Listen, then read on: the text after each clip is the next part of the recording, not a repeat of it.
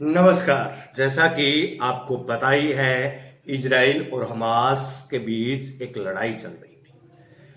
Israel और Hamas के बीच एक लड़ाई चल रही थी। इसी बीच इजराइल की ईरान से एक लड़ाई हो जाती है और अब यूं लग रहा है क्या एक विश्व युद्ध की तरफ बढ़ रही है ये दुनिया।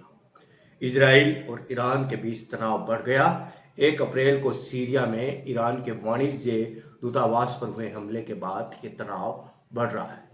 क्या दुनिया में युद्ध का एक और मोर्चा खुल गया है?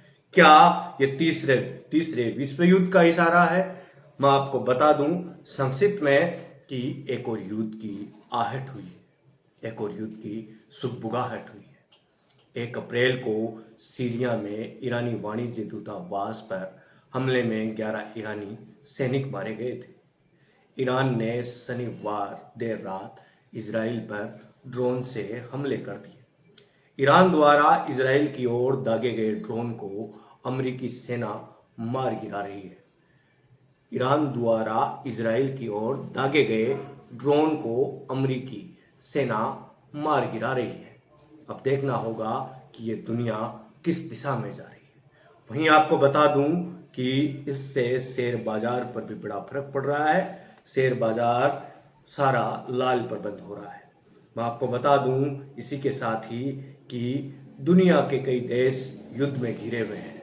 और क्या ये युद्ध क्या तीसरे विश्व युद्ध का इशारा तो नहीं?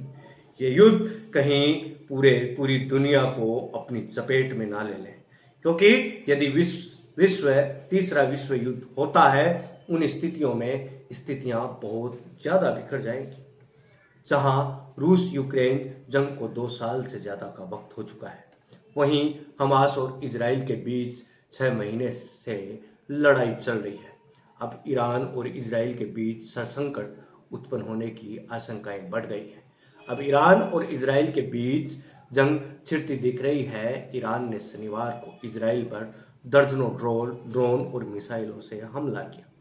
इस कदम के बाद दो कट्टर दुश्मन देशों के बीच तनाव अपने चरम पर पहुंच गया है। इजरायली सेना ईरान की हिमाकत का जवाब दे रही है, वहीं अमेरिका भी अपने दोस्त देश का साथ दे रहा है। बताया जा रहा है कि ईरान द्वारा इजराइल की ओर दागे गए ड्रोन को अमेरिकी सेना द्वारा मार गिराया गया और अमेरिकी सेना अब भी लगी हुई है इन ड्रोन को मारने में। जानते हैं इजराइल और ईरान के बीच हमले की रिपोर्ट को।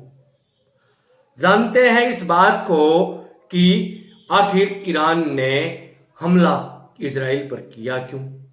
हमले की चेतावनी पर इजराइल ने क्या कहा, यह भी जानेंगे। और युद्ध का खतरा कितना बड़ा है, यह भी हम जानने की कोशिश करेंगे इस वीडियो। इजराइल इजराइल और ईरान के हमले के बीच की रिपोर्ट क्या है। हाल ही में अमेरिका खुफिया एजेंसियों ने चेतावनी दी थी कि ईरान आने वाले दिनों में इजराइल के अंदर सैन्य और सरकार से जुड़े ठिकानों पर हमले का आदेश दे सकता है। यह चेतावनी अमेरिकी खुफिया आकलन के बाद जारी की गई है। अमेरिकी खुफिया आकलन के हवाले से ब्लूमबर्ग की रिपोर्ट में कहा गया था कि ईरान इजराइल के अंदर बैलिस्टिक मिसाइलों या ड्रोन का इस्तेमाल करके हमले शुरू कर सकता है। आखिरकार हुआ भी ऐसा ही। ईरान ने शनिवार देर रात इजराइल पर ड्रोन्स और मिसाइल से हमले कर दिए। आखिर इजराइल पर ईरान ने क्यों किया हमला, ये भी जानते हैं। इजराइल और ईरान के बीच बड़े तनाव के पीछे पिछले सप्ताह हुई एक घटना है। दरअसल 1 अप्रैल को युद्धक विमानों से सीरिया की राजधानी दमिश्क में ईरानी वाणिज्यिक दूतावास पर हमला किया गया था। हमले में ईरानी रिवोल्यूशनरी गार्ड्स कॉर्प्स, जिसे IRGC के अल कुदस बल के एक वरिष्ठ कमांडर सहित कम से कम 11 लोगों की मौत हो गई। ये सभी दमिश्क दूतावास परिसर में एक बैठक में भाग ले रहे थे। हमले का आरोप इजराइल पर लगाया गया, जिसने इसकी जिम्मेदारी कभी नहीं ली। इजराइल ने कभी यह कमिट नहीं किया कि उन्होंने हमला किया। हमले के बाद ईरान के नेताओं ने राजनयिक मिशन को निशाना बनाए जाने की निंदा की थी। इसके बाद ही कड़ी प्रतिक्रिया देने की बात कही। ईरान के सर्वोच्च नेता अयातुल्ला अली खामेनेई ने कहा था कि इजराइल को उसके ऑपरेशन के लिए दंडित किया जाना चाहिए और किया भी जाएगा। खामेनेई ने कहा था कि वह ईरान की धरती पर हमले के बराबर है। हमले की चेतावनी पर इजराइल ने क्या कहा था, ये भी एक बार जान ही लेते हैं। जवाबी कार्यवाही की चेतावनी मिलने के बाद इजराइल के मुख्य सैनिक प्रवक्ता डेनियल हगारी ने कहा था कि सेना ने ईरानी हमले पर रिपोर्टों और बयानों के बाद उत्पन्न हुई स्थिति का मूल्यांकन किया है।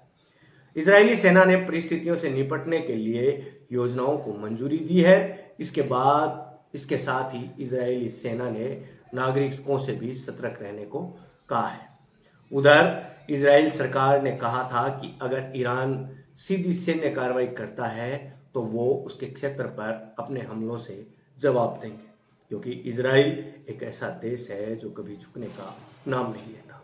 बीते दिनों इजराइल के प्रधानमंत्री बेंजामिन नेतन्याहू ने कहा था, जो कोई हमें नुकसान पहुंचाएगा हम उसे नुकसान पहुंचाएंगे। हम इजराइल की सभी सुरक्षा जरूरतों को रक्षात्मक और आक्रामक दोनों तरह से पूरा करने के लिए तैयार हैं। अब इस युद्ध के मायने क्या क्या हो सकते हैं, ये युद्ध कितना खतरनाक हो सकता है, इस युद्ध से कितना बड़ा बखेड़ा खड़ा हो सकता है। ईरान के द्वारा हमला किए जाने से पहले जानकारों का कहना था कि ईरान से सीधा हमला इजराइल के खिलाफ युद्ध की कार्यवाही के बराबर होगा और दमिश्क में हमले के लिए एक बड़ा जवाब होगा। अटलांटिक काउंसिल के निदेशक जोनाथन पेनिकोप ने कहा था, बैलिस्टिक मिसाइलों या ड्रोन का उपयोग करके इजराइल के खिलाफ हमला करना तेहरान के लिए सबसे जोखिम भरा विकल्प होगा। हालांकि ईरान का व्यापक पैमाने पर युद्ध को बढ़ने से रोकने की कोशिश कर सकता है। उदाहरण के लिए नागरिकों को निशाना न बनाकर केवल सैन्य या खुफिया लक्ष्यों पर हमला करना होगा। दूसरी स्थिति हो सकती है कि ईरान पहले की तरह दक्षिणी लेबनान व सीरिया में हिजबुल्लाह जैसी प्रॉक्सी समूह को इजराइल में हमले करने का आदेश देगा। हिजबुल्लाह के पास शक्तिशाली मिसाइलों का एक बड़ा भंडार है, जो इजराइल की वायु सुरक्षा, विशेष रूप से उसके आयरन डोम और डेविड स्लिंग सिस्टम पर भारी पड़ सकता है। वहीं अमेरिकी राष्ट्रपति जो बाइडेन ने इस सप्ताह ईरानी हमले की आशंकाओं के जवाब में इजराइल की रक्षा के लिए अपनी प्रतिबद्धता दोहराई थी। ये कहानी है इजराइल और ईरान की। इजराइल और ईरान का ये युद्ध कहीं तीसरे विश्व युद्ध की तरफ इशारा तो नहीं कर रहा। वहीं रूस से खबर आती है, रूस से ये कहा जाता है कि हम इजराइल के साथ हैं। अब ये कहाँ तक जायज है? क्या आने वाला समय यह तय कर पाएगा क्या हम तीसरे विश्व युद्ध की तरफ तो नहीं जा रहे? क्या ये दुनिया एक युद्ध के अंदर तो नहीं गिर रही? ये दुनिया विश्व युद्ध के अंदर घिर गई तो इस दुनिया के हालात क्या होंगे, इस दुनिया की स्थितियां क्या होंगी, सभी देशों के आधार क्या रहेंगे? ये एक सोचने वाली बात है। क्या ये बातें अहिंसा से नहीं हो सकती? क्या इन बातों में हिंसा करनी जरूरी है? आप एक बार सोचिए। तब तक के लिए मैं आपसे विदा लेता हूं। मेरा नाम है कपिल बाटट और आप देख रहे थे दैबम्बाट। और दैबम्बाट की खबरों में आप वो खबर देख रहे थे जो देश विदेश की खबर है, जिसको जानना आपके लिए जरूरी है। और ये खबर आपको जानना और आपके जानकारों को जानना बेहद जरूरी है, क्योंकि ये विश्व युद्ध की बात है, ये तीसरे विश्व युद्ध की बात है। क्योंकि धीरे धीरे किसी न किसी तरीके से पूरी दुनिया एक विश्व युद्ध की तरफ इशारा कर रही है और ये इशारा आपको देखना होगा, आपको समझना होगा। तो हिंसा की बजाय अहिंसा की तरफ ध्यान देना चाहिए और अपने कामों को प्रगति से करते रहना चाहिए। अभी के लिए मैं आपसे विदा लेता हूं। यहाँ तक आए हैं उसके लिए आपका बहुत बहुत धन्यवाद। अभी मैं आपसे विदा लेता हूं।